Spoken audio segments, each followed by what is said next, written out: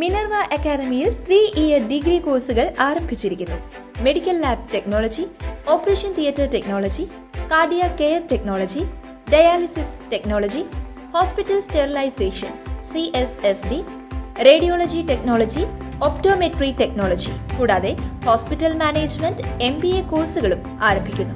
Minerva academy.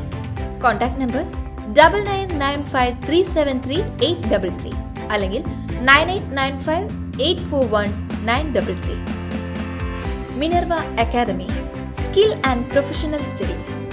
സംസ്ഥാനത്ത് സ്വർണ്ണവിലയിൽ ഇന്ന് വർധന. 1 പവൻ സ്വർണത്തിന് 240 രൂപയാണ് ഇന്ന് കൂടിയത്.